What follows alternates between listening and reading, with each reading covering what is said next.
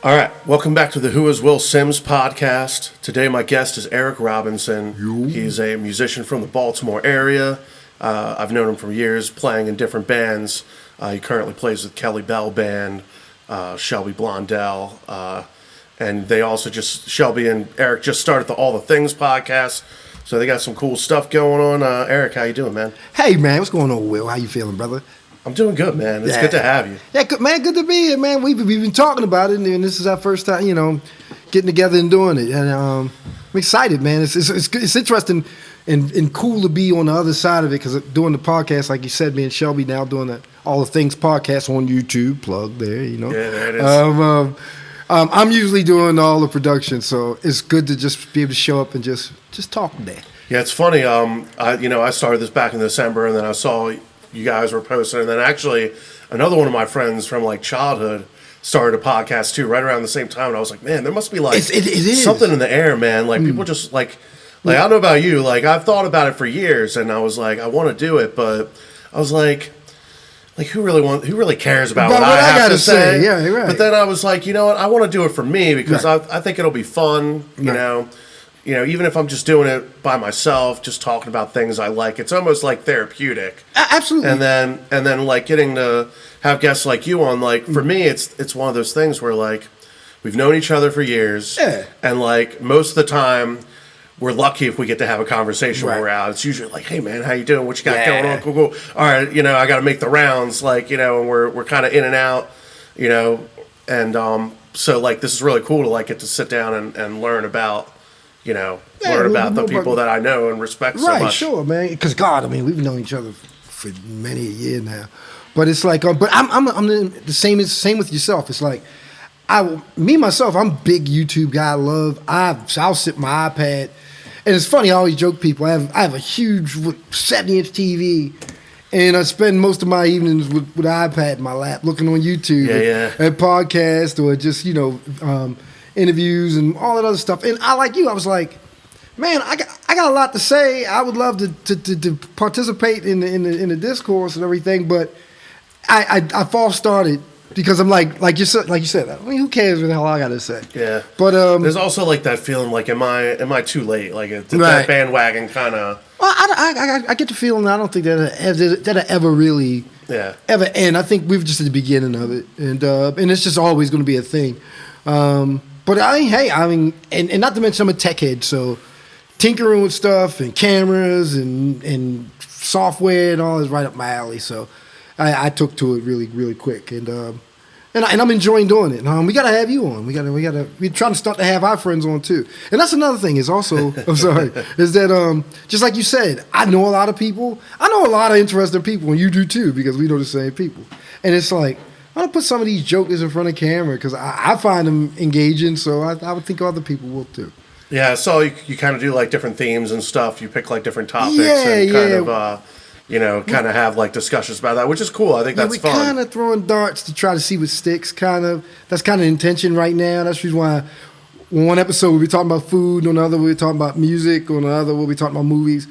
Is we try to find a lane, with that. And then some of my videos are reactions. And then some of the ones are just top 5 organic lists that we come up with. Nice. And then we're just trying to see what the people respond to and just really just to see how to do it. Man. That's the cool thing about doing like topics like that too, especially if you have like another guest. It's like, oh, let's both make a list of like top 5 things, and then you kind of compare them. Oh, that's interesting. Like kind of go back and forth. Because, I mean, those top things, I don't know about you. I mean, you're a musician, those are... Oh, dude, I love lists. That's musicians. That's what we do after sound checks. Just make set lists and... Who do you think is a better group, you know what I mean? We do that all the time. And cover song lists and... Who's your favorite orders, 80s metal band? We always kicking that crap around. Album order list. Yeah, it's just like... That's just us. And so it's like that. My idea is that, I mean, I love doing it.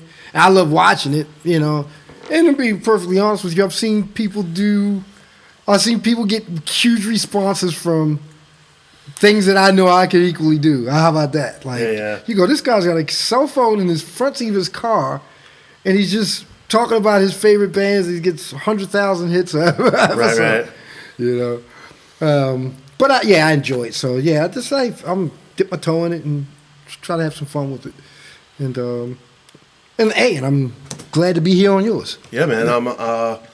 It's been really cool. So like, I usually like to start by asking, especially because you're a musician. Yeah, sure. So what were like some of the first records you had when you were younger that like kind of made you want to get into music? Oh man, well it's crazy to think, but my first main cat was the cat that I was into when I was really little. My mother always loves to tell it. It's Tom Jones. You know, it's not unusual to be like that dude. Yeah, the British Elvis guy. Yeah, I was into him, and I was into him. Evidently, my mother said when I couldn't even talk, so she said I could I could take the needle and put it on the record of a Tom Jones record. But that didn't inspire me to play music per se. But I've always been a big music fan. But Prince was the guy that really made me run. I saw Purple Rain. I'm a bit older than some of you guys out there. You look young, yeah, and you got that young energy too. I saw Purple Rain when it came out, and I was about like 12, and me and my buddy Rob, we went and saw it, and we walked out of there. He was like, "I'm gonna get a keyboard." I was like, "I'm gonna get a guitar," and it took me about 9 months to get a guitar. He got a keyboard shortly thereafter, but I got a guitar a few months after him, and then I just got bit, and then I got bit by all things. Was hair metal was the thing that got me really focused on guitar. The guitar player was the star of that stuff, you know, and that was right up there with the singer, you know, the guitar solos and the hair and the loud painted guitars and all that appealed. It was right up my alley. I love that shit. That was great. And I got into that just and Eddie Van Halen and all that stuff, and I got bit by it, and I'm still bit by it, you know. So that's cool, man. Yeah. When I never like thought of myself as a singer. I was always kind of like, you know, I would sing while I would do stuff like vacuum the house or whatever, do chores. But yeah, like I never saw myself as a singer until like I tried to join a band, and they were like, "You should be a singer." But yeah, it's funny how it's funny how it was kind of always in me that like. Hey, well, man, it was natural because you're great at it. So I mean, sometimes we don't know. I mean, I initially wanted to be a drummer initially when I was really little, but then when I saw Prince, I was like, nah, drummers. That's not as cool. Drummers is not as cool as that. Yeah, just to me. But yeah, you never know really where this thing gonna really guide you. You know. And then how long did you play before you like did you and your friend try to start something or I mean amongst ourselves, we had something from day one. The first day I got something, I got a guitar, I brought it down to his house. He had a keyboard with like beats in it and all that and everything. And that was really our band. But no, really I didn't do the band thing really, really for real until the Air Force. When I got out of school and I went to the Air Force, and then while I was I was out in California on it was Air Force Base. We started a band. It was a cover band. It was all cover bands. And but I mean, you think about it, man. I tell you, one thing you would appreciate. I mean, any musician could appreciate is back then we had a built-in crowd. Like literally, we would play like the dorm rooms, and they'd get a couple kegs of beer, and we'd play a dorm party, and it'd be 75, 100 people. And people would beg us to, hey, go get your stuff and play. Yeah. And it's like, now it's like you got to beg people to go to the show. You know what I mean? But it was like, yeah, because we said it built the crowd, because we just played for beer. And then I played in this one band, and we played a couple of the clubs. That was my first real experience. And then after I got out, I took a few years off, and then I started playing. I've been playing since the mid-'90s, nonstop, pretty much. Yeah, when I met you, you were in Cold Harbor, I believe. Yeah, that sounds about right. Yeah. I remember I think I first saw the video for A Light Inside Your Flaws, where you guys were on the rooftop or something. No, that was that Fed Hill or Fed Hill. Rashfield or whatever that's called over there. Yeah. That's interesting because damn, I mean that was an interesting day because that was not only the day, it was the day of the earthquake. The Baltimore earthquake, the Great Baltimore quake. Yeah, I remember I was at UPS that day, and I didn't even know it was happening. Yeah, I was at work, and it happened, and I'll never forget, we got the test, because we were supposed to shoot it that evening, and at first it was canceled, and then, we were like, no, we're going to do it, and then we went up there to shoot it, and of all things, what I would have never known is that The director of that video was Tasha K. I don't know if you know who she is now, but she's like one of the biggest YouTubers out there right now. Oh, wow, yeah. She just got sued by Cardi B. It was a huge story. Tasha K directed that video. Oh, her wow. and her husband. And they moved to Atlanta, and she's like a gossip. She's like one of the A-list, in particular like hip-hop and R&B, that lane. She's like massive. But she directed that video. And in fact, she was slick because the police broke us up. Because as soon as we set the cameras up with the lights, they were like, you got to go. And she came in and she was like, I work for the Baltimore City school system, and this is a school project for some kids, and they're shooting a video for a school project. It wasn't. Yeah. And they said, all right, well, you guys got like 3 hours. That's how we shot that video. Nice. But yeah, so she showed her resourcefulness and everything back then. But yeah, she's like she just got sued by Cardi B and lost for like $20 million, something crazy. Look it up. You can look it up. It's neat. Tasha K. That's her name. Yeah, I'll check it out. Yeah, she directed that video. Literally did. Cool, man. Yeah. And the guy in that video was about like 2 years later, was the main guy on The Real World on MTV. Oh, yeah. Yeah. What was dude's name? Yeah, if you can find that video, maybe you can insert it in there somewhere. But what was dude's name? He was Tasha K, just the letter K. Yeah, just the letter K. Yeah, Tasha K. Sometimes I get like a weird interference, like if I start using the internet. Yeah. Oh yeah, you gotta make a good connection. But yeah, I was in Cold Harbor, and you were who were you playing? I'm trying to remember if I was still in Far From Sundown then, because I know we did Noise in the Basement once, and then we did a couple of shows after that. But then I was in Roll It Over like shortly after. Right. I remember that. Yeah, because you and Joe and all were in that from day one, right? Yeah, me and Joe were in it, and you know, like Joe and Jared filtered out through the years. In and out, Jared, but yeah, like I remember, I think Roll It Over started because I remember you guys did that Rams Head show, right, where you opened for Hailstorm. Yeah, that was fun. Because I think I ran lights for you guys. Yeah, you did. You took the cool video that I still to this day pull up. Yeah, you have a video of all the songs pretty much. Yeah, I tried to take videos whenever I could because, you know, I like to be able to have it in case I was like, this is me running lights. And Mid-Atlantic Rock Report. That they were more. Yeah, they kind of did it like as a promotional. Those thing are the videos that you guys shot the videos for that show that I always go back to because I don't think other than that there's no other videos. Yeah. It was fun. That was our final show. That was the final Cold Harbor show. Yeah. But you were Cynics because you used to kick it at Cynics, right? Yeah, we played at Cynics a lot. Yeah, because I used to kick it at Cynics all the time. Cynics is a bar over there. It's no longer here, but it's now a Dollar General. Yeah, it's a Dollar General. Isn't that crazy? Some kind of dollar store. Yeah, it is. But it's in Essex, Maryland, and man, many of forgotten night in there. We played there a bunch of times. Had a video release party there. We had a lot of things there. Yeah, it was fun. Yeah, that's around the time I remember meeting you. And then were you always doing lights, or were you doing sound at some time? I was doing mostly lights. I think most of the bands I did lights for. Yeah, and I've seen you over the years. I've done sound a couple times for like some of the. If someone's got like an event and they would need me to bring a PA out, I got you. That, but I usually don't.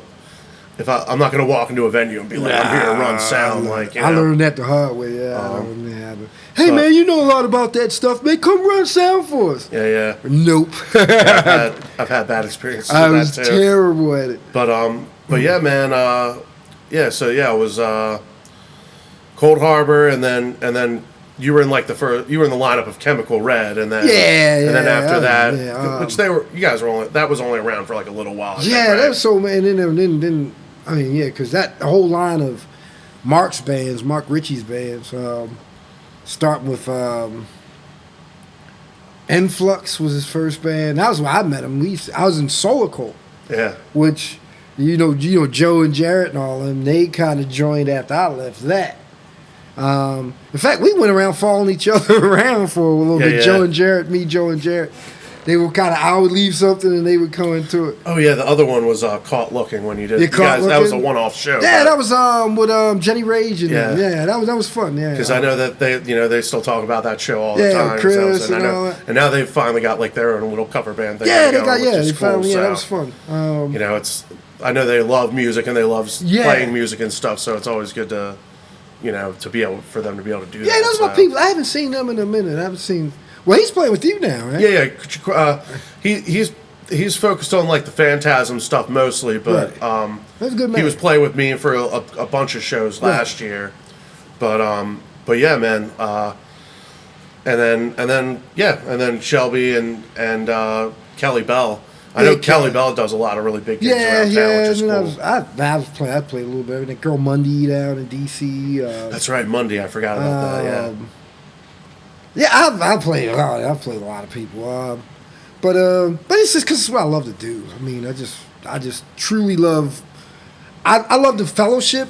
Obviously, I love the music and the guitar, and I mean that's goes without saying. If I didn't love that, that's a non-starter. But the camaraderie. I mean, I love you. I love all the people and the friends and everything that I've met. I mean, and we were just talking about that at band rehearsal the other day. It's just like how many different offshoots and different scenes and different people that we know that in some instances don't intersect. You know what I mean? Yeah, I mean, there's so many bands that I've seen that I've been like, man, like how does nobody in this part of the scene know about these guys? Because they're awesome. And they have their group of friends and their people that follow them.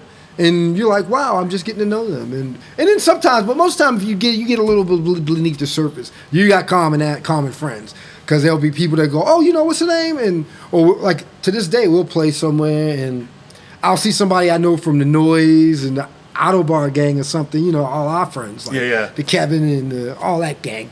And I'll see somebody I know and they'll come up and be like, to one of the guys in my band and be like, yo, what's up, dude? And I'm like, you guys know one another? I would have never put you guys together because I know you, dude, but I never knew you. You guys knew one another. But it's because although it is larger than sometimes you think. That's one of the funny things about doing this too. Like I'll start talking to people and they'll be like, wait a minute. I'll be like, wait a minute. Yeah. Like, you were at this show? Mm-hmm. I was at that show. Like, and then, or like, oh, you worked here? I played there, Stuff like that. Those little like, like your paths across and you didn't know it. Right. It's like sometimes I've literally been talking to somebody name a band and I'll be like, yo, we open for y'all. Y'all don't remember. Cause sometimes the name you may not remember, but some names are bands. You might not remember the person. You remember the band name. Oh, really? Y'all remember that? And it's like, you're like, yo, I remember the name of that band. Did you guys ever play Brass Monkey? Yeah. And you go, you remember that night? And they go, oh, yeah. And it's like, yeah. I actually, man, I'm getting to the point where I had a dude come up, beard, everything.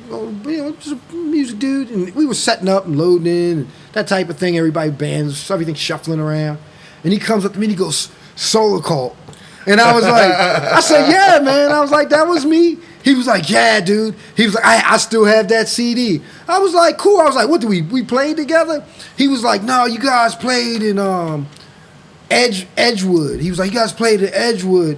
And he named this thing, and I was like, yeah, it was a school thing. It was for the kids. He was like, yeah, I was one of the kids.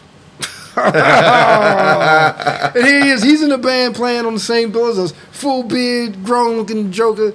And it's like, man, I'm getting old. But he was like, yeah, I was one of the kids you guys played to. It's like... Yeah, I just stopped at this place the other day. I'm going to play there in a couple weeks, but it's in Parkville called the Bowman. I stopped there to meet the owner and grab some dinner, and one of my friends was playing. Scope it out. And I sat down and the bartender was like, you played at this wedding that I was helping work or whatever. And I was like, yeah, like down in Fells Point or whatever, was at this museum that's down there. That's cool. And I was just like, yeah, that was the one where I had to MC the wedding and stuff like that. I was so nervous. I was like, do I have to learn everybody's last name? Can I just call them by the first name? Yeah, because that's something you don't consider until you start doing that stuff. And it's like, because that's their day, you know, supposedly to eternity, And it's like, it's all captured on video. You screw it up for them to relive over and over again. Because I've done a few weddings, and you get those first dance requests and stuff, and it's like, you're like, Wow. Because I know I had to do one time to do It Had to Be You. Yeah. And I could play it. It has a little more chords than I'm used to. I'm used to rock and pop music, 3/4. That's more kind of leaning jazz.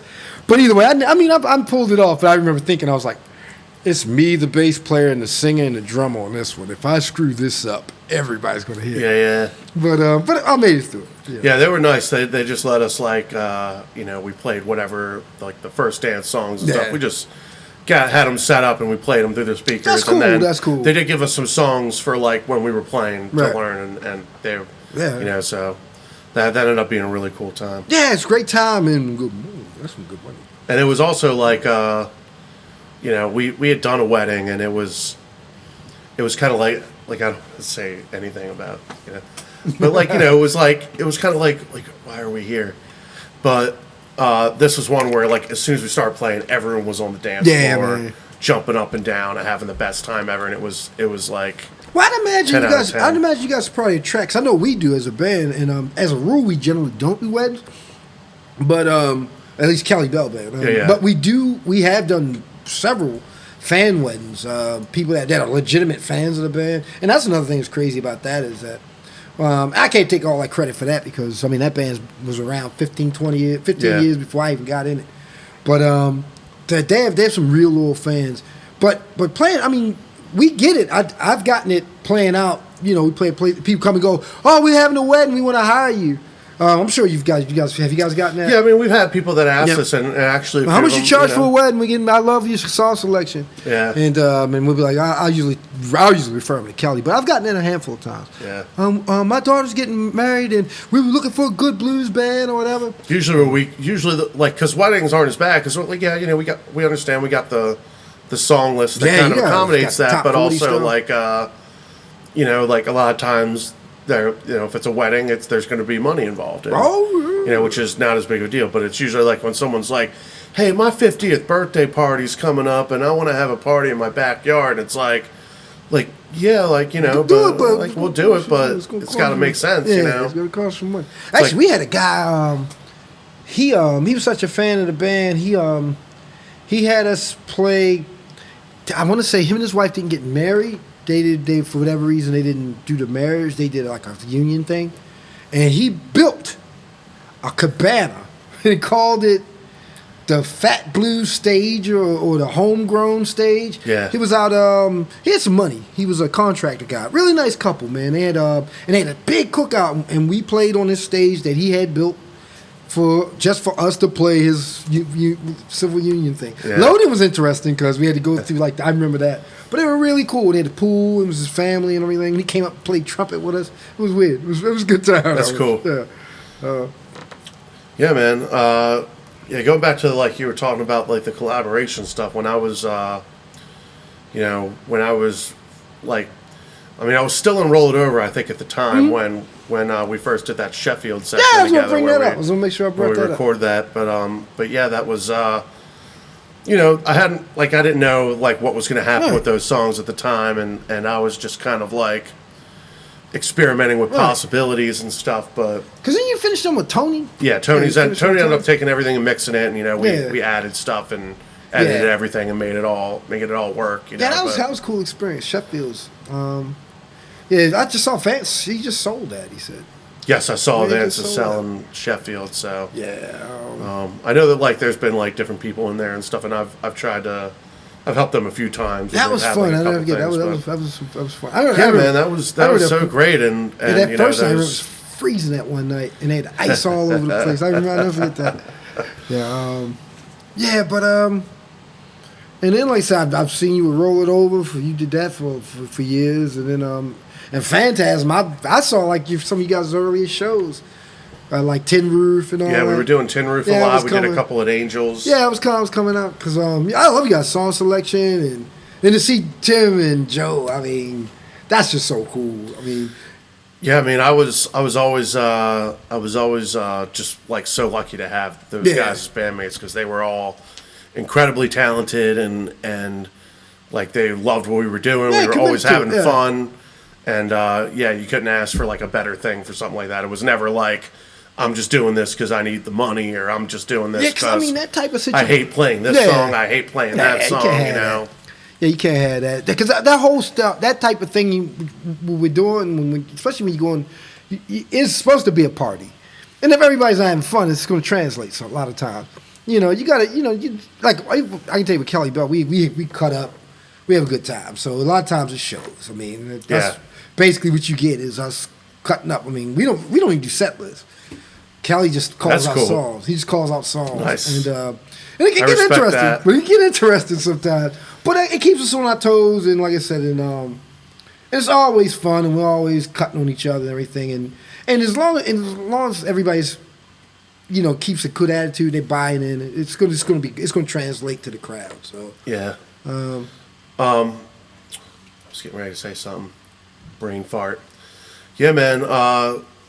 When we're a little bit more like, because we like to play the song in Phantasm, we like to play the songs like the albums. Yeah, so sure. It's not as much room for like improvisation, but we always try to like keep it as like, the crowd's really into this. Let's switch and play this, or let's switch and play that, or if like, it's been dead all night and then the crowd comes in right before we're about to take our break. It's like, we should keep playing, like, let's try to keep them going, But yeah, it's always interesting in that environment. I know that I've tried to push myself to do that more, like especially like I've been doing like gigs at the Horse and because you've been busy as I don't know what. It's like you got this, then I've noticed you keeping your online presence active, and then you're doing a lot of the acoustic stuff. It's you got a duo is it just you and? I mean, I've got a whole roster of people. I was doing a lot of my gigs this year were booked as solo acoustic, and then I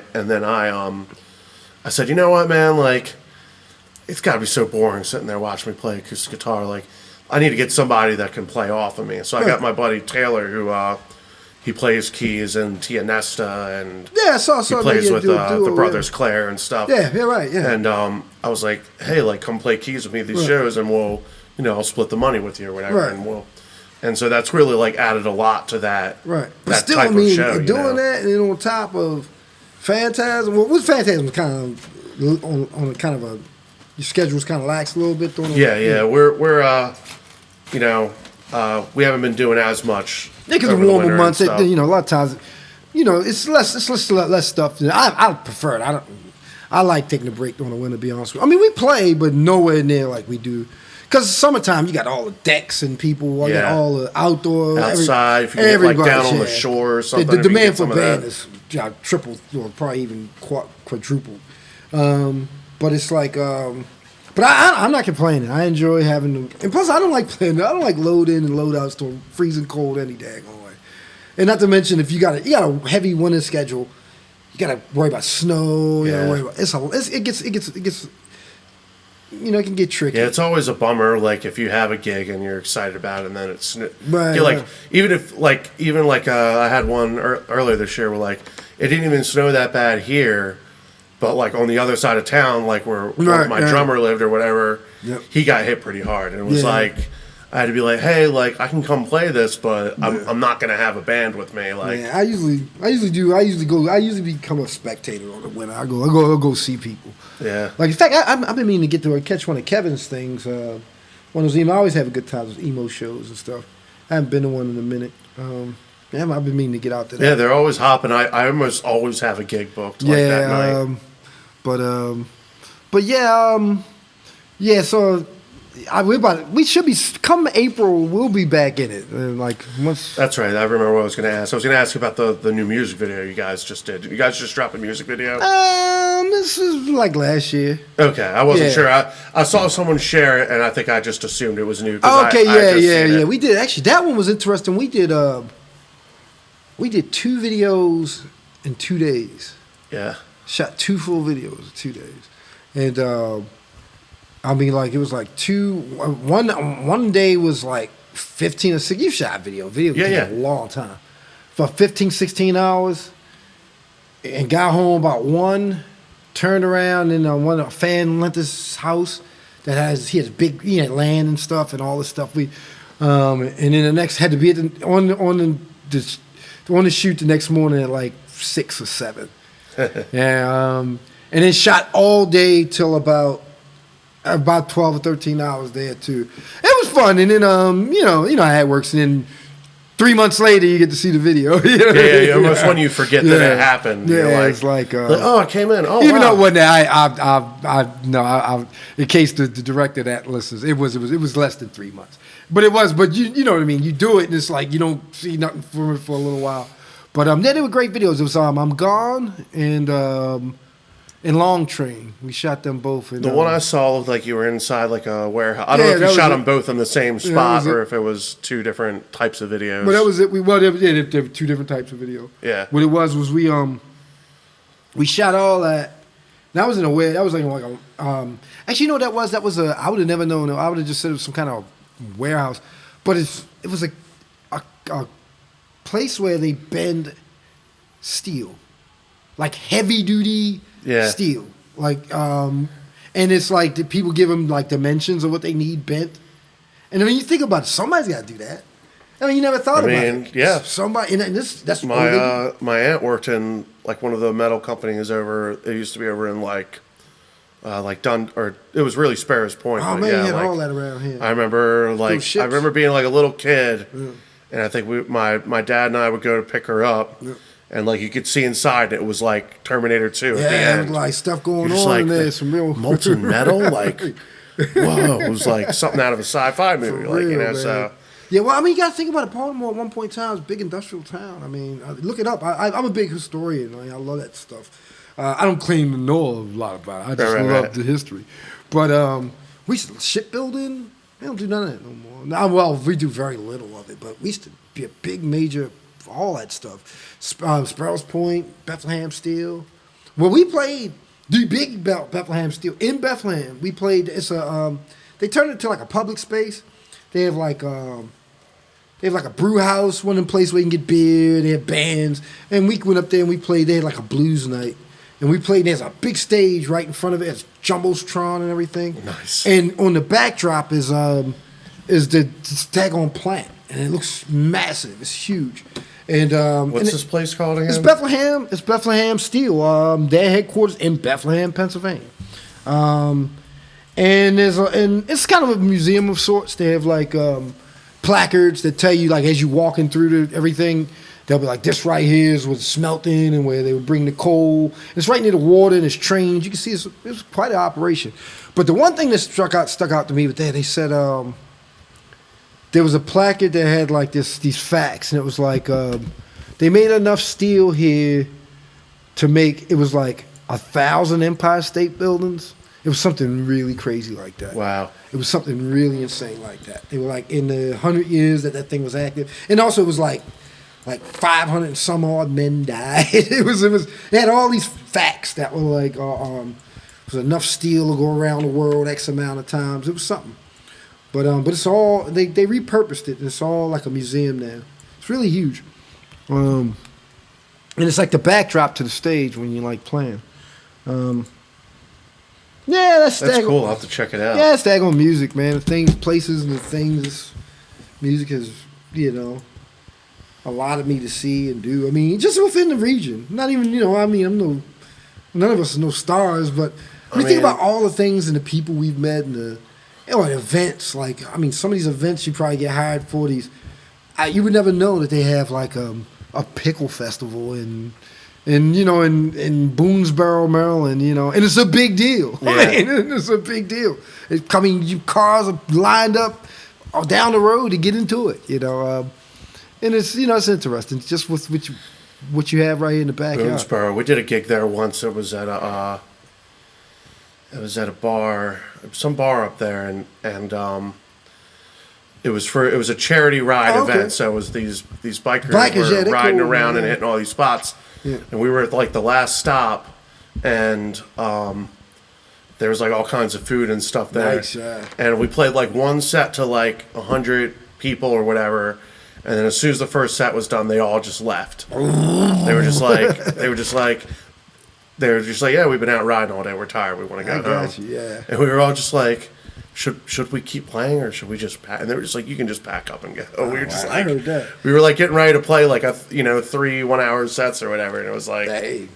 You know, hey, sometimes, but we were doing it for free. That was the funny part. Well, hey, yeah. So I mean, hey, but yeah, well, I've done my share of those.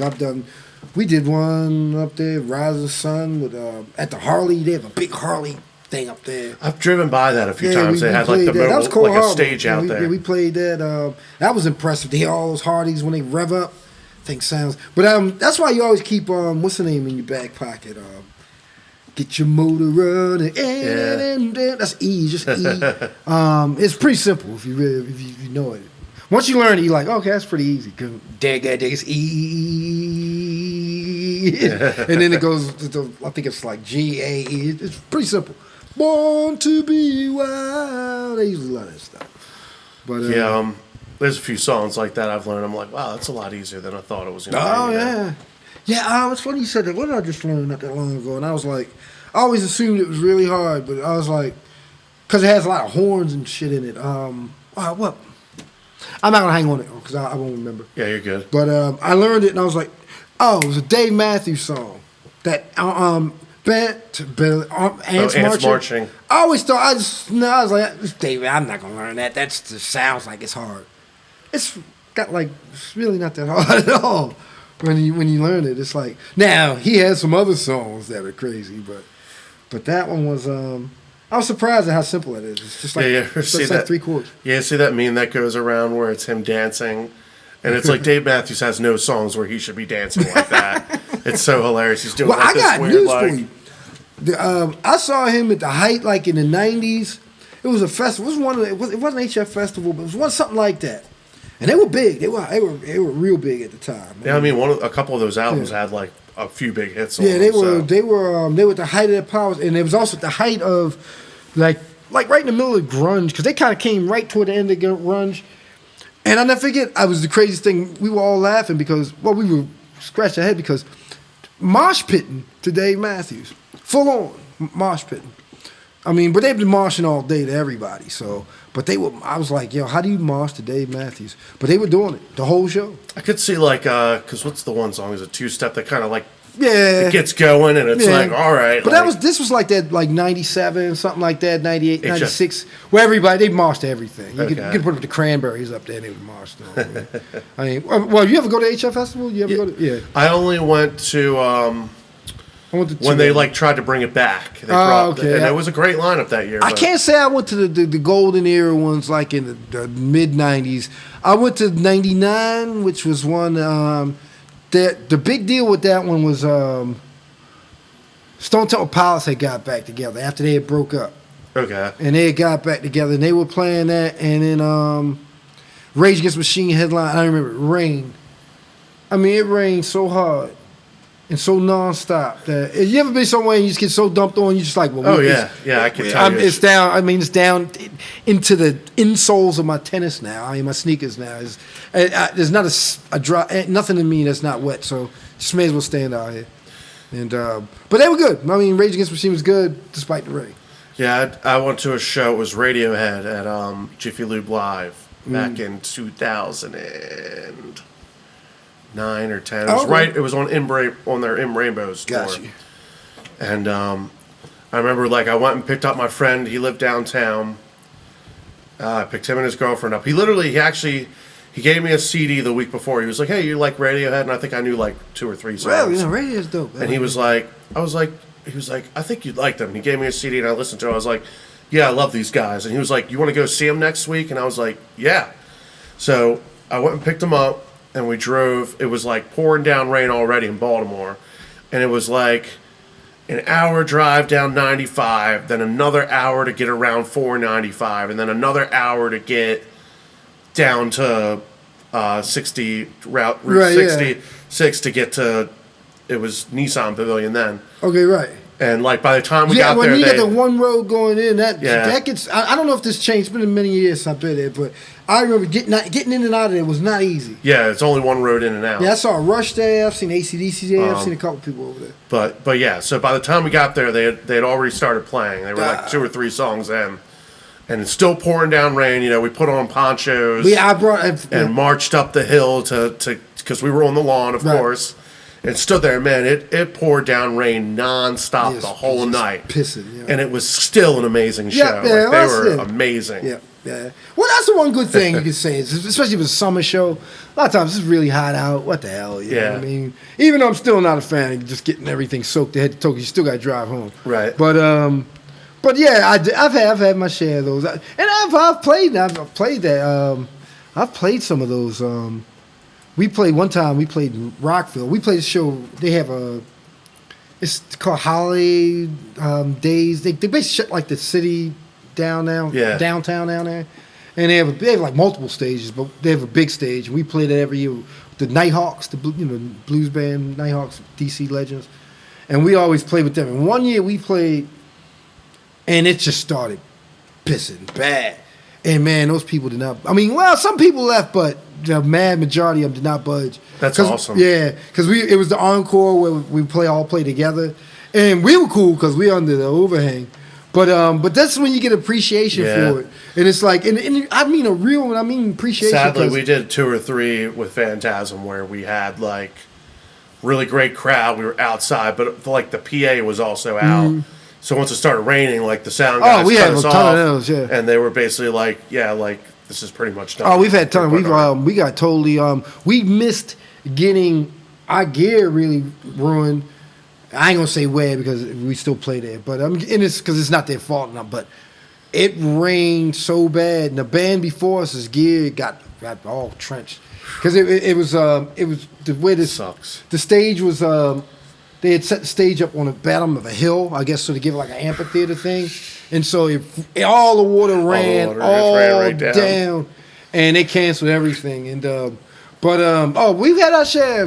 We've just like that. We'll have a great crowd, get the going, and then all of a sudden, poof, and 5 people come because you can't play in lightning anyway. So. We had one last year come to mind. We played Lancaster. They had the Lancaster. I gotta get that right. Yes, Lancaster. Yeah, Lancaster, because Lancaster's out in California, but Lancaster's up in Pennsylvania. Anyway, we played up there, and great stage, great. I mean, we played it before. They take once again multiple stages. It's like a whole park, like kind of downtown Lancaster, and we played in the park over there, and a great setup. I mean, awesome, great. I mean. Great catering. It was a really cool thing. And we got 4 songs in, crowd into it. Boom! I mean, and shut the whole thing down. They shut everything down. And we had to, we only played like 3 songs. Yeah, I always feel like it's. And I'm sure there's a lot of musicians that feel this way. I'm always just like, is it just the rain just follows me? Every time I have a gig, it rains. It can seem like that. It can seem like that. Or with us, sometimes. You start to appreciate those days when it's really nice out. Sometimes the heat seems like it follows us. Yeah. Because, God, it can. I mean, we've had some ones where. Because I sweat. I'm a sweater, man. I literally, it comes out of me. Yeah, it can start happening to me, too. It always, gets in my eyes. And I'm man, I'm playing guitar. I can't do this. They're up there like, is he crying? Like, no, my eyes are burning. Towels. I keep multiple towels. I start wearing, like, a headband or something. Well, they joke me. They always say they're gonna buy me a shirt made out of ShamWow or something. Because I do sweat. I sweat a lot, man. And it gets hot, man. I mean, summer. You playing some of the wine festival, just be up there. But I mean, I love it. I mean, once again, and the people, like I said, the places you get to, and the people you meet. Like, you ever notice there's something about playing that people will come to you and they'll tell you the whole lot, especially if they have a good time with you on the night. Yeah. They come to you and tell you, well, yeah, we came out because my husband, he just had back surgery, and so we wanted to get out of the house. And they'll tell you the whole life story because they bond with you over the course of an evening. You know what I mean? You playing music for them, and I can appreciate that. I mean, they appreciate it, and I can appreciate that. Yeah, there's a couple places that I play where, it always seems like people will be like, man, you guys are so good. And I'll be like, yeah, come see us again. They're like, oh, no, we're from Wisconsin. We're just in town. Yeah. Tin Roof is one of those spots I feel like 8 out of 10 people. I get a lot of, people. You get a lot of tourist traffic. The Horse is another spot. One night I was playing at the Horse, and it was a bunch of Canadian guys came in. Oh, man. And they were like, play some Canadian artists. So I played some Alanis Morissette. Brian Adams. You could always Bare Naked Ladies. There you go. Stuff. There you go. It's big. It's big country. I know a few bands that are from up there. And it was it's big country up there. There's a whole lot of artists. So it was just you know, and then they were asking me about Neil Young. They were like, do you know this band? And I'm trying to remember what they were called. They're like, this is like the big band in Canada that like nobody else in the world knows about. They're almost they were kind of like almost like a Rush style band, but it wasn't Saga, was it? I don't think it was Saga. There was a group called Saga. I think it was a Canadian band. It was they were really crazy. They had all kinds of crazy guitar stuff, and they were kind of rushy if that is a thing. Yeah, it was cool. It was just fun because they once again, the people you meet, it's music. When you bond with people, especially, you know, you sit up, they sit and listen to you through an evening or something, and hey, sometimes people just feel as though they bond with you, you know. Well, because music's a personal thing, and they'll tell you a whole life story. Yeah, and my daughter, she's in town, so we brought her out to see you guys because we had told you guys were so fabulous. And you're like, oh, how you doing? Well, you guys are great. It's like, and then it's funny, you think sometimes it's just lip service, and then just next summer you see him again. You remember me from last time? You go, yeah, I do. Yeah. And they'll be like, yeah, we had such a good time last year. We came back, and we brought our daughter and our son-in-law. And they'll tell you the whole, you know, and it's like, and I enjoy it because I enjoy people in that capacity, you know. I'm a people person until I'm not. Yeah. I did one the other night where they're like it was in a brewery, and they're, you know, most of the people there are just hanging out. They're not there to necessarily see the music, but exactly. You still like make those connections with like certain groups of people.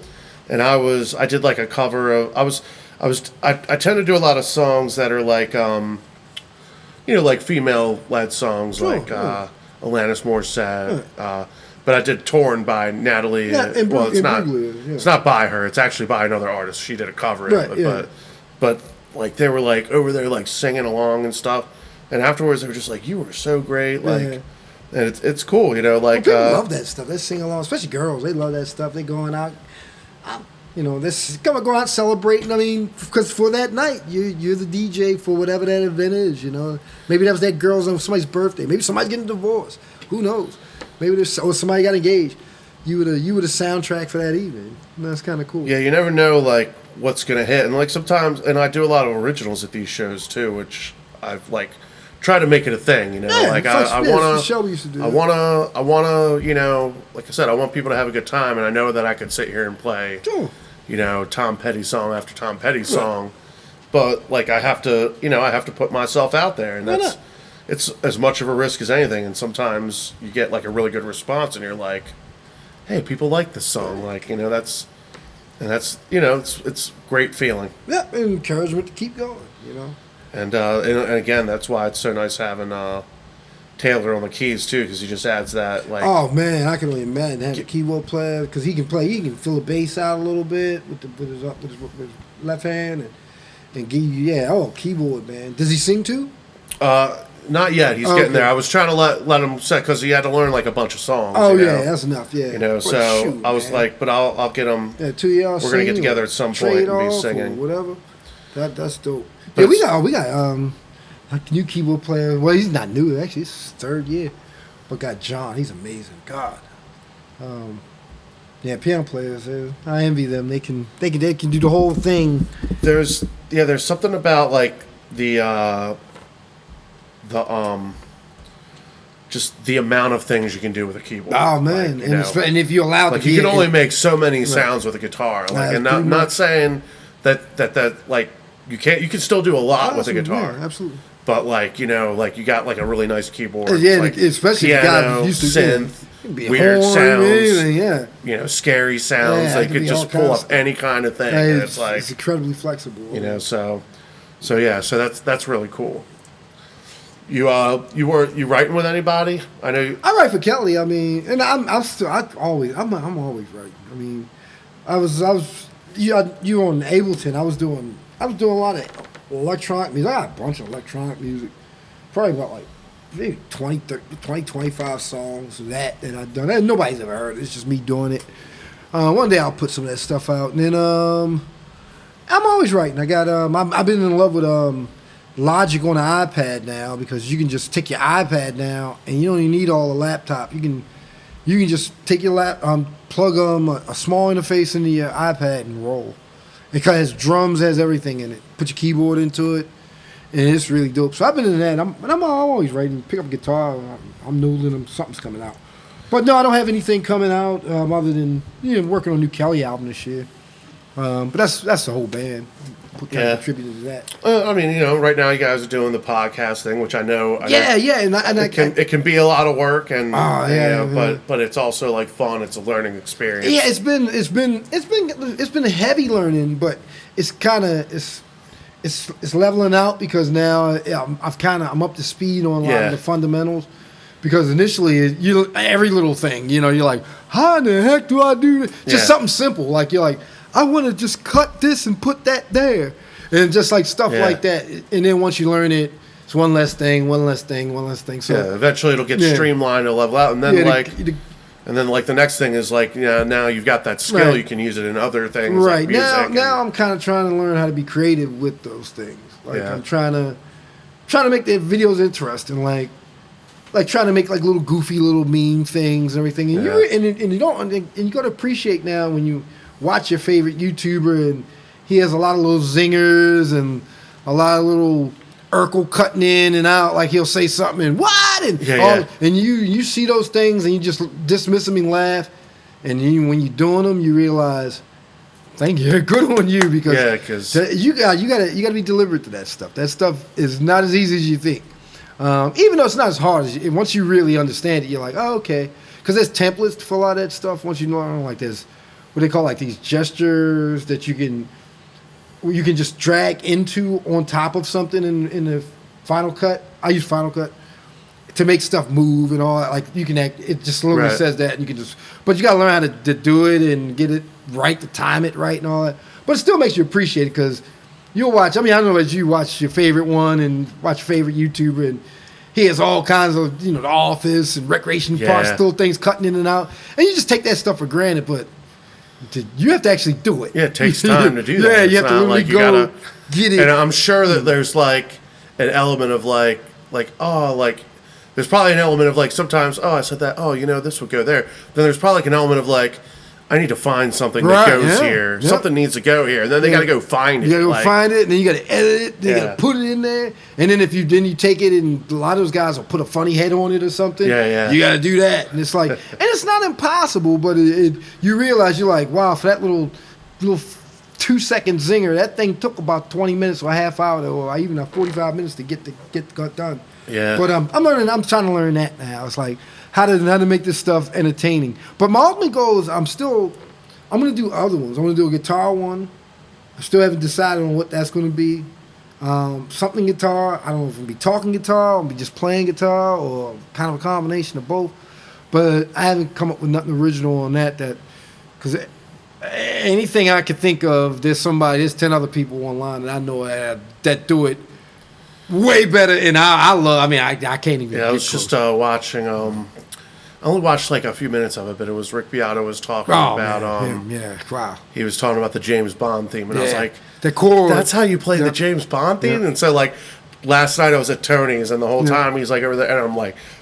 And I was just like, I was like, I don't want to. I was like, I hope I'm not distracting you, Tony. Man, I'm just over here like. And that chord, that one is. He's talking about. No, Rick Beato's he's the king. I mean, he still once again. How can you do that as good as he's doing it? And like Pete Thorne on guitar, or any number of guitar guys. There's some amazing guitar. Not only great players, but entertaining, creative videos. Like you're like, wow, that's so. Like the one guy does like a lot of music store ones. Yeah. Like the guitar players in the music store, and you're like, wow, that's so great and creative. So it's hard to be creative, but I'm gonna find something. But my main thing is, I told you my main thing is, I'm not gonna mention it. Right. I want to do something that's gonna be kind of what I'm doing with Shelby, but probably a little bigger. Nice. Yeah. And similar thing though. I want it to be something real fun. Yeah, I mean, that's kind of how I'm looking at this thing now too. Like obviously, I like this format, but I was like just talking with I don't know if you know Jeff Martin. Yeah. So it's just talking with him. He's doing like a single release, and I was like, maybe I'll come out. Maybe I'll come DJ and the stuff, the EDM stuff, right? Yeah. They've been doing that big here lately. And so I was like, maybe I'll come out and I'll do like a film some stuff and make like a little segment, like almost like a like if you were watching like one of those news shows and they're like, well, we cut away and there's like a whole segment on. Yeah, that was my initial idea. Was I was going to do a this was 2018. I bought a couple cameras and stuff, and my initial idea I was going to do like it was going to be a kind of like a magazine show with like different things in it. But then I just it never materialized because I didn't have quite the confidence to do it. I'll just be honest with you. I just had, once I did a couple of shots and stuff, and I looked at myself and I was like, nah, I'm not a YouTuber. I'm not, you know. But I had to grow comfortable and overcome that. It's like, I mean, I don't look any different than anybody else. I mean, I look back at some of the stuff I made, like, if you're, and obviously, like, I was doing it with a phone most of the time, so the quality's gotten better with that, but, like, it's one of those things, like, maybe at the time I was like, oh, like, this is the best I can do, but even then it's like, I mean, you think about, I mean, some of the, like I said, I mean, I love one of the main guys, what was it, got Damon Drops or whatever, the guy's a food guy, he's a brother's, black dude, and it's real funny. He does reviews in front seat of his car. I mean, the guy's 3 million followers. He's got his he had a Popeyes commercial. He's been on what's her name? The comedian that used to have the show, Ellen. He's been on Ellen. This guy with a cell phone in front of his car. Yeah. I mean, actually, I think it's probably more like 5 million now. But he just all he does is review fast food. Well, he's expanded it a little bit over the years, but it doesn't take much, I mean, I just try to, like, every show I do, I try to take a couple videos, like, of me playing. I try to take a couple videos of, like, the space, like, here's the place I was at. Here's me playing. Here's what I had for dinner. And I make, like, a little, like, it's almost like a little vlog thing, just, hey. Here's how this went, Yeah, I mean, and it's just like doing those little things, like, and my iPhone comes with a video editor. Like, I'm sure Android, they've got something similar you can download, and it's like just start doing it and start messing around with it, and like it doesn't have to be amazing, but you'll kind of get more creative, and I mean, and eventually I think back and I was like, man, I wish I'd done that more before, because there was so many cool shows that I played that I wish I had more like footage of, or like just like some more like things to look back on. Yeah, but sometimes you get so caught up in the moment you forget. You get caught up in the doing of the thing. You don't even really. It's like it's only until you get in the car and you're heading home going, oh, damn, I didn't get a picture with nobody. It's like I had a camera in my pocket, right on my phone, and I didn't take a single shot of anything. Yeah, because too busy doing it. But I try to be mindful. That's why actually I bought this Osmo. That's part of one of the goals, because it comes with, this thing is dope. It comes with like you've seen it, right? It comes with like these mics that are wireless. They're like 32-bit. They sound amazing. That's cool. And like literally, you can put it on there, and you can sit this across the room, and then that way you don't get crappy, you don't get shitty sound, And it's like it's dope. And I plan on using it. I haven't quite figured it out, but I bought like the little stick thing that goes where you put the mic stick. And I just got an idea. Like, I think that we could do some kind of thing with Kelly, because Kelly's great with it. Kelly's. Yeah. You put him in front of a crowd, that guy's he's gifted with that. He truly is. He has a thing that he can really connect with crowds really fast. He knows how to do it. Even tough ones, he just do it. But I want to find a way to get him some shorts that we can do for the band thing. Usually because it's got, 4K video. The video's amazing looking. And it's a gimbal, so you can run around and jump around. And it'll follow you and everything. I just want to do something, find like some kind of segment that we could do with him. That's something we've been discussing. We haven't figured it out. Maybe we was thinking about making something like food, because we always going to get something from a food truck or something. Maybe Kelly's food reviews or one of the band, maybe not necessarily him, so something like that. Because the key thing also seems to be just to be regular with it. You got to be on top of it, especially if you want to. Even if nobody's tuning in, if it's something you're really into and you want it to be successful, you got to keep going. You got to keep going, even if nobody's on it. Even if it's not, people aren't on it right away. Like it only takes like one video, and a Well, from what I hear, man, like it could be anything. It could be any little thing that somebody. Yep. And it just takes off and becomes its own thing, you know. And in the way if you're in the way, I've been learning. Like I do. What platform are you on? YouTube. For this, I've got it on like the video part is on YouTube. Okay. And then you know the audio I put on pretty much all the Spotify major streaming sweet ones. Because I've been learning about like YouTube, and I'm just starting. I'm just beginning to understand how like there's a whole hierarchy in the way that they promote the videos and the way it comes in your feed. Yeah, it's the algorithm as they call it, and evidently it is really stingy to people that if you're down, it's just really stingy to you. But if you hit a certain threshold and it put you in the recommended lane, it can blow you overnight. Yeah, it's just funny how that works. I've noticed, and like it's not something that I had before. I mean, because I think on my main YouTube, maybe I have 100 followers or something like that. But like, you know, last couple times I put a music video out, it just shot up to like 200 views like pretty quickly, and I was like, it used to take me a while to get to like a couple hundred views. Because you're probably getting 200 people around 200 people that'll be looking forward to your stuff. Yeah. So that they're gonna tune in. And I hear stuff like it should grow. Even like you know, a lot of like the channels I follow, they'll be like, yeah, like half the guys that are listening out there aren't even subscribed. Like, right, yeah. Like just subscribe already. Yeah. Like, they do. The button's right there. Just hit it. Yeah. Well, I believe that it is funny to. I mean, it's not original. I've heard many people say it. I've seen videos where people giving you like advice or whatever, and also I've seen people. We've talked about it with music. People will be all for it, but it's to get them to actually click. Sometimes, you would think it's just a 4-minute song. Yeah, you know, and everybody always comes and tells you, "Hey, I'd love to hear some of your stuff. Where's your stuff?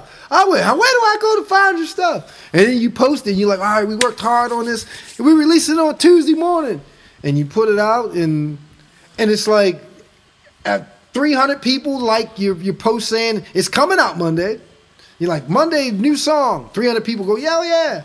Comes out Monday, 50 people actually click on it. Yeah. You know what I mean? It's like, what happened to the 300 people that were going, yay, going out?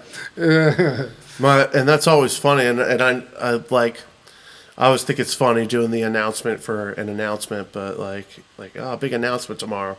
That gets like a bigger response. And then you make the announcement and you're like, it's like, where's everybody? Right. Like, and then you turn around and post a picture with you standing with the Oriole bird and get 200 likes. Yeah, just like, what's going on? But yeah, you know. There's a picture of me standing with the Oriole bird, which is cool. I love the Oriole bird. But it get everybody and their mother. You get 275 likes and 75 comments, you know. Looking good, man, go O's. And then you go, hey man, hey everybody, my new song. Yeah. Oh man, but you gonna be at Maryland Day Festival? Actually, that's the weekend, not this weekend. Next weekend. Yes. I had talked to my friend, and me and her were talking about going out to check it out. In fact, I was meaning to hit Kevin up to find out about that. Yeah. Yeah. It's gonna be a good time. I'm gonna be running sound on the Lucky stage. Okay, up in Lucky's. And then I okay. play there at 3:00, so that should be fun. Yeah, that was fun last. You were there last year, right? That was fun. Yeah, I did. I ran last year. I did the. I'm pretty sure. The Leinenkugel stage where I was. It was more like singer-songwriter. So I played acoustic last year. All right. But this year I did like. You played like Dana and all them played. Didn't they play your stage? Nelly. Did Nelly play? Nelly played I remember because everybody. I missed both Nelly of them. was awesome. That was my first time getting to see him. Really, I played with Nelly a bunch of times. Nelly's great. He's real good. That was great. That was a lot of fun. Yeah, that was a lot of fun. I was cool because that was one of the first times I got to play in front of my noise and like that gang. Yeah, you guys were over up on the main. Yeah, we were on the main, stage, the main jam. Cool stage. Yeah, it was fun. They're not doing that this year. I think it was. Well, I was asking him about that. I was like, well, last year the weather was kind of sketch. That's right. Yeah. It was kind of that misty rain all day. Even though the weather was pretty cool, but it was also, man, it was like when you were there, it was like a reunion. There was so many people, so many people. And also I got pretty first there too. So, I remember I Ubered down. Before that point. I remember I couldn't get in at first. The security dude wouldn't let me in. Oh, brother, young brother. He wouldn't let me. I was like, man, dude. I'm like, he was like, I'm gonna call him. I was like, your supervisor's probably named Kevin. Kevin is the coordinator. So I'm like, I know. And then eventually, I think Lauren came up, and I was like, he was like, oh, sorry. I didn't give him no grief, but it was still. Right. I had Ubered down. I had all my equipment, and so because I took all my equipment, and it's like I'm standing outside, right outside the back part. You know, like where that stage is, there's that door right there. And I'm like, yo, I'm standing on the street with all my gear, bro, and it's misty raining out here. Let me in. And he's like, nah, you got to go around the front. And you got to go all the way around. I was like, it's a hike. I was like, all this equipment? No, dude. So, dude, the stage is right there. Yeah. I was like, dude, go get your supervisor. But he was cool. It was cool. It ended up, man, we had a good time. That was good. Saw Femi and all. And had the hip-hop thing up there. And what was that? It was in PBR. They had the hip-hop thing. That's crazy. The country bar, they had what's the name? I plan on coming out. I don't know how long I'm gonna stay. I don't know. Last year I stayed all day because we played, but I'm a breeze through. Yeah, last year I like I said, I set up the sound, but then I had a gig that night, so I had to leave. Go do that gig, and then I come back and pick up my equipment. But yeah, this year I'm planning. I'll be there all day running the sound. I should be down there. Lots of good bands all day. Yeah, it's good. I love. I mean, it's getting far and fewer in between. Get to see all the gang anymore.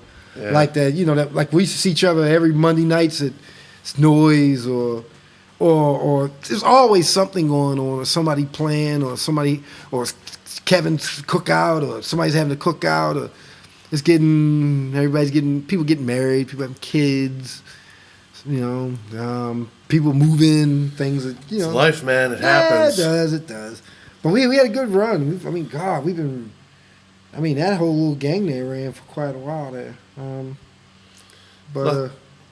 It's one of those things, man. Like, you just kind of got to respect the life happens. Well, the cool thing is I got news for you. It's so good to get to chat with people. I'm on like my fourth or fifth little.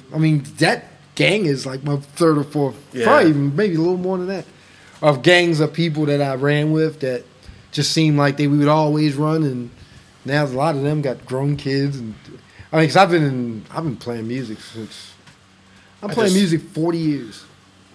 40 years. I can't tell you how many guys, they're like, even like Chris and some of them guys were like, we used to play in bands, and then, we got married and had kids, and then their kids got old enough, they moved out, and now they're back playing music again. I've been playing so long enough. I've seen guys go. And now their kids my son just graduated college. I'm starting to play again. Yeah. And now they've started to play cover bands. And I'm like, you quit for a while, but now I've never left. Yeah. But hey, it's all cool. And man, at the end of the day, it's all about music and probably for the both of us, and then probably for anybody listening. If you're listening, you obviously do too. It's all love of music. Yeah. And it goes back to that whatever it was when you was a kid, and whatever first record that really turned you on, it's the same thing. And to me, the day you lose that is the day that I'll go and do something else. But I ain't gonna lose it because I hear you, man. There's That's always the way something I feel, new. man. Like, as much as I'm not big relationship guy. I haven't met really met anyone that was like that fit that mold right. But it's you never know, man. Like maybe that could have happened. Maybe I could have met somebody and I would have became all about them and less about music. But as long as I've been going, like music's just been this big thing in my life, and I love doing it. Yeah, man. It's had the drive.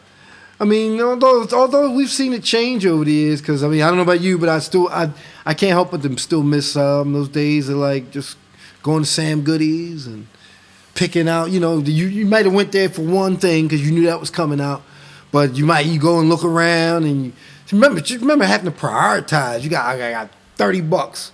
I got 4 CDs. I can't get them all. Yeah. So I got which one am I going to get? And that alone and all that. Those are things. I used to love going to record and tape traders in Towson. Every day when I had my car and I got off school, I just wanted to go there and I look at everything and be, oh man, this is like It's like a Japanese import CD, like single. Yeah. It's got two bonus songs. Got the unreleased, the bonus unreleased one with the uncensored version of that. Yeah, but now you can go. Now you can just go on YouTube and someone's got it up. I've told people I've literally had situations where a video or a performance comes off my feed. Somehow if I get it, and you go, that was a cool song. Who did that? Yeah. And within an hour, you've read their bio. You've seen their pictures. You've listened to 2 or 3 of their songs off their albums. You've probably seen 2 or 3 songs of them live. In many instances, bad ones off of somebody's cell phone, probably. So, within an hour and a half, you didn't A to Z to this person. I mean, whereas years ago, you got to see the video on MTV and you're like, who is that band? I might find out more about these guys. Yeah. And you'd have to go. You'd be sitting there watching the song like, man, I really like the song. I like the band. Or if you were like out somewhere and they'd be like, all right, I'm going to grab a glass of water. And then you come back and the song's over and you're like, I didn't get to see the name of the song or the name of the band. And you're like, well, got to wait an hour for it to come back on in the cycle. And if you wanted to find out more about them, you had to get a magazine or get Rolling Stone or any number of rock publications, which are all but gone. Yeah. And then to see them in concert, you had to go. Somebody could tell you, and maybe you see a picture in the magazine of them live, or you might see them on an award show, maybe. But you didn't see them live unless you went. But now it's literally I like them. Many videos, and I can literally see them. They were in Tucson last night playing at Tubby's Bar. And there'll be somebody has a camcorder or a cell phone of them playing at Tubby's Bar. But, and I mean, literally you can really do your background on a group really thoroughly quickly now. And I guess in some ways that's good. Because it's good in the sense that you don't need a record label to promote you like that no more. If you really have something that really resonates with people like that. I mean, if you that guy that plays with your pants off and in a Barney Rubble wig or something, and people love it, and it goes viral, and 10 million people watch it, you could become that guy overnight. You can. You just gave me a great idea. Yeah. So. I mean, you could be that guy. So that's the good thing about that. But the bad thing is that almost any guy can get on TV. Almost anybody can do it, but also it seems like you get people, and you got to be able to keep them. You got to engage them. Locked in. Yeah. Like it's not like you can put out an album. All right, I'll be back in 3 years with my next album. It's like you basically might as well not exist. Yeah, I mean, I've literally seen one hit wonder guys. I mean, you see it on YouTube and you'll see it. The guy likes a video come across some dude singing a cover song or something, a version of something. You go, wow, that's amazing. You go to this page and he has 7 million views on that video. That was from 5 years ago, and you look at it. And now each video he's getting like 1,000 now because it's not. He hasn't sustained that whatever that hype thing or whatever that lightning in a bottle he had. He hasn't duplicated. Well, some instances you see that person doesn't have no videos. You're like, they don't even produce that no more. But it's all interesting. It's a wonderful time. I don't do the regret thing because it's a waste of time. I hear you there, man. It's like, there's times where I'm lying in bed and I think about, oh man, I did this thing a year ago and. But it's all about like you gotta keep moving forward, man. You can't. Yeah. You could choose to sit there and be upset about it and be like, this is why I don't have this, and this is why I don't have that. Or you can just go out and keep working and keep getting that next thing. And also to appreciate instead of necessarily worrying about what you don't have, appreciate what you do, because I mean regardless of whether or not we know it or not, sometimes I have to remind myself sometimes that. We get to do something that 90-some% of people don't get to do. To get in front of people and play music and then not to mention a lot of times a nice amount of people and have them respond. Yeah. I mean, most people do it in the shower. They'll take a hairbrush in the mirror. They'll play Rock Band or Guitar Hero and they'll would never even have the nerve in many instances, which is it's kind of silly to me because it's like, it's not even going to do. But some people don't have the nerve to get up there. So, and not to mention do it and then to do it as long as we have done it and for the amount of people we get to do it for. And hey, that's a win to me. I mean, could I have some more money? Hell yeah. A little more fame, maybe a little bit. I don't know if I'm a little too old. I don't know if I want any of the other stuff. I'll be honest with you. Yeah, I was like. the story that like when Matchbox 20 would talk about, because they were kind of like the first band I was into, and like that was the first album. Soul Cult was supposed to be that. Yeah, my first album that my dad bought me was their first record, and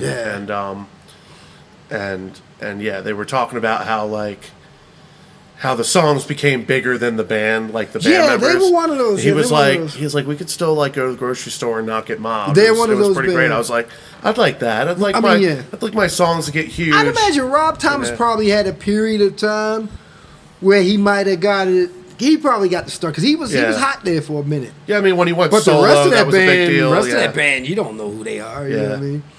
You don't really know who the rest of those guys are. You know, but it's funny you said it. That was one of the last bands that really. I mean, why you say that? That's not fair. But they were one of the bands that really inspired me. I was that first album of theirs. Was it Someone Like You? Yourself for Someone Like You. What a great album, end to end. Yeah, you can almost listen to that all the way from the first one to because you always say it'll be good to go away. The final song, Hang, beautiful song. The whole album. I came on the other night when I was riding with Taylor to a gig, and I was like, I love this song. Yeah, oh man, that's a great song right there. Yeah, that first record. And his lyrics on that. And the first three records I listened to nonstop. Yeah. I know the second one. What's that? Mad Season was. Mad Season was the second one, and that had some really great songs on it. They got a little like experimental. Yeah, they got a little bit more. Yeah, but like, and then that third record was another banger. Like, so many great songs. Record, that first. And that's what Soul Cult I got together back then. I was in a lot of them those groups that kind of song oriented groups. That's what I would call them. Like The Fray was another one. There was a handful of those groups that were, and that's what Soul Cult was supposed to be. Yeah. And then that band started getting identity crisis. You know, we just kept feeling the pressure. Everybody kept trying to pressure us to go to be real heavy.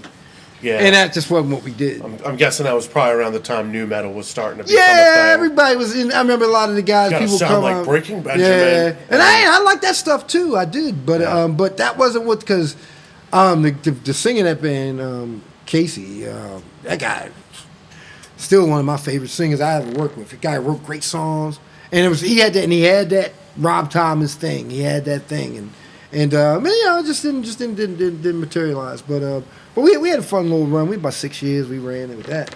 Wrote some great songs. I still need to gather up. If anybody's seen, there's a lot of songs out there. I know Casey has a lot of them. We wrote probably about 50 songs over the years with them. Some of them were really good. I only got probably about 9 or 10 of them. I don't have that many. I was looking around, and I don't know. Are you guilty of that? I don't have a lot of this stuff. I have old recordings. I did, but I think a lot of that stuff got dumped or got odd. But I imagine, back in the '90s, it's not like everyone was carrying around laptops or. Well, we used to always. Well, I know having Casey, a tape recorder. Casey had one of those dictaphone, it was a digital one that you would take to college or something, and he would always record them on digitally, and in fact we used to kid him a lot because he would always put a lot of them on disc, and he'd bring them into practice and be like, these are all the stuff off of the last few weeks of because he would just have it running because we did a lot of writing. Yeah, we were Studio 14. We used to be over there. That was back in those days when we used to practice 2-3 times a week. I mean, it's funny now because ain't no band now I know practice on 2. At least not no band I'm playing in. Right. I'm sure there's still a lot of young bands and probably hungry bands that are doing it, but we used to practice 2-3 times a week. I mean, usually my gigs, it's all right, guys, we're playing this date. Right. We're going to practice this date. Come in, know the songs. We come in, we play the songs maybe a couple times each, and then we're all right, see you at the gig. Yeah, and then we practice once a week, and most of the time we just brush up. Yeah. Brush up on songs, hang, and it's usually just to touch base on whatever happened last week or whatever. And not to mention we just hang out because we're also friends as much as bandmates. But it's but we used to actually literally, because we were a writing band. We were a band that's all we did. I think about it, we didn't practice. Well, we would do the set. You think about it, that's how the old days. You do the set, and then you work, then you write. And we drink, and then we drink the whole time. And that's another thing that's another thing we don't do anymore. So it's one of those. Yeah, I've had my fair share of band practices where it devolved into just us partying. We weren't really having anything going on. none of us really feel like playing. We've all had a few beers, and we end up just kind of BSing. But yeah, we used to drink damn near. But yeah, you got it the nail right on the head with like, it's like, all right, we need to practice. We have a show Saturday. We're gonna practice. All right, we practice 5 songs. All right, let's work on that one we were working on. And then like if you were smart, you'd finish it. But then like there was times I remember when we were like, oh man, we need to play this on Saturday. Yeah. And like you play it, and it just does not go well. Yeah. Live, I've definitely had that shit. We've had that with Kelly before. Yeah. But one thing I used to love, I loved about working with Casey in particular, he was one of those guys. He, like I said, he always had that thing running. And then he'd go home and it'd be like a jam, just something we would just be putzing around with. And he'd come into practice and be like, the next practice, be like, yo, I got verse, chorus. And a lot of times it'd be money. Sometimes you go, I don't know about that, but it'd be money. And you're like, wow, dude, that was just something we would jam. No, this thing right here, remember that? And you go, yeah, I remember that. He's like, yo, I've been driving, because he used to drive. He had a delivery job. And he'd be like, I just drive around, I just listen to it all day. And he'd come in, I'd be like, yo, that's money, dude. And that's how a lot of those songs got written. We would jam something, or I'd come in with something, and then he would do that. I gotta get all that. There's a lot of video of that band too, because the one drummer, he had a camcorder, things like that. It was a state of the art one at the time, whatever. But he would set that thing up every show for like whatever 2 years or whatever he was in the band. Almost every show he did. He has footage somewhere, I'm sure. Guy named Chris Zimmerman. I'm sure he has, because and we used to kid him sometimes, like, dude, you do this every episode. I mean, every show. Do you ever watch it? He's like, no, I'm keeping them together, and I'm gonna do them. Transfer them to digital. Yeah, something. But no, I'm sure he probably does. He was a pretty together dude. I'd imagine he probably still does. Yeah. Well, man, this has been awesome. Yeah, dude. Man. Before we wrap up, I like to do like a few like just kind of like fun curveball-y kind of questions. So yeah, just to kind of have some fun here. All right, so if you could go back in time to any concert and see it in person, which one would you go to? Or like it maybe like just a concert, like sure, band. So who would I want to see? Oh man, there's so many. That's so many. I mean, I would probably have to maybe say something like Woodstock, but I'd have to be. I mean, I would like to see the show. They didn't keep all the dirty stuff, all that the mud and stuff. They didn't keep all that. That looked a little bit funky though. Probably Woodstock, because there was so many of the greats there at one time. But I mean, so many. I would love to see Van Halen like back in their day. Nice. Right, like back in 78 or 77 when they were raw and young and hungry, or Zeppelin in their prime. Nice. Hey, to be honest with you, see Sinatra in his prime. That would be cool too. See Frank Sinatra like in his heyday when he was young, or Elvis when he was like 22 years old. Man, God, I'd love to. But if I can bang for my buck, give me the Woodstock. That's everybody. Nice. That's what I was thinking too. Something like that where there's everybody. Get to see like a bit. I mean, of no Beatles. You don't get no Beatles, no Doors. Two of my favorites. They're not there. I always think like, it would be cool to see the Beatles, but would it like would you really be able to hear them over all the screaming? See, like I said, we're not even gonna talk about the conditions, because I don't know if I want to go. Some of that stuff from back in them times have been kind of. Or like Elvis too, like when everyone's just all the ladies are going nuts. Like I can't. You can't hear him. Yeah, I'd imagine, but it would be something to see. Especially, I thought you were curveball back. It'd be especially cool to see, especially if you were cognizant that you were seeing what you were seeing and you knew what you knew now. Almost kind of like a quantum leap thing where you're like, that's Elvis Presley. You could actually be that, but somehow I think you could mess up and get caught, and they'd probably lock your ass up. Yeah. Me and my luck. These guys are going to be really famous. Yeah. How do you know that? Well, I asked this guy Chris in the other night, and he was like, I was asking him something about going back to any time, and he was like, I'd want to go back to like 16th century Russia or something, and just like write all the stuff that those Russian composers wrote before they wrote. Well, that's always the thing. That's interesting. That's always the thing. Go back and just write all the great songs. Yeah, I wrote this. Didn't they have a movie with the Indian guy? He was supposed to. I think I brought up that same movie about the Indian Beatles. guy. Yeah, he wrote the Beatles songs. Yeah. But you have to be careful going back too far though, because Some of that. That's what I'm saying. You go back and you might get a disease that you might not, or shoot, the smells and all that stuff from back then. I don't know if you would want to smell George Washington. That's right. Soap hadn't been invented yet. Life was a lot more rugged than people really realize. All right. Is there a song that you love but would be embarrassed to admit it? I won't say embarrassed, but it's one of the most simplest songs in the world, but it's probably one of my top 3 or top 4 songs of all times. I just love it. I'll probably throw it in the car going home now. I'm thinking about it. Dreams by Fleetwood Mac. Yeah. It's just 2 chords. Well, I got the little break part, but other than that, 2 chords. Boom, boom, boom. Simple melody. Doesn't have it's got 5 parts to it. Some drums, bass, a string thing. Doesn't have much going on there. And not only that, it's not it doesn't have a lot of screaming guitar, nothing macho about it. It's amazing song. One of my favorite songs of all time. Period. If you could make a super group with any 3 musicians. 3? Say with me in it and me in or just to watch. You're in it and you get to I want this guy on the drums, I want this guy singing, I want this guy. Well, probably have to be more than 3, but if you give me 3, I'll take 3. If you want to throw a 4th one, I'm just going with the basic 4-piece. But if you were like, oh man, if I could have this person on backup vocals, oh man, yeah, that'd be awesome.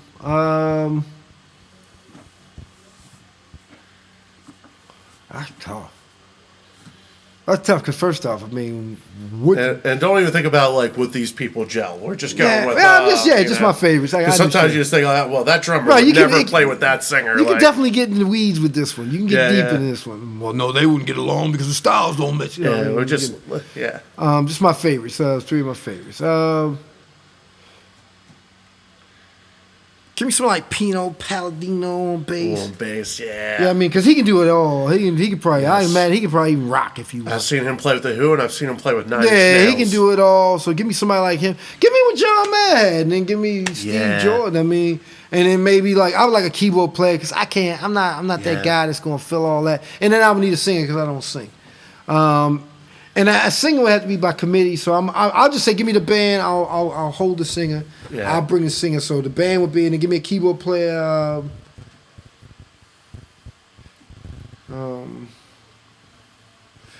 Any number of great keyboard. Give me Billy Joel. Somebody. Somebody. And then I can vibe with that as a band. And then we'll sort of sing it. Yeah. So there you go. That's my band. That's cool. John Mayer's band plus Billy Joel on piano.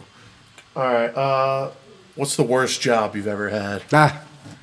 And this could also be worst gig you've ever had. No, it wouldn't be music. Anything music is better than some of the jobs. Right.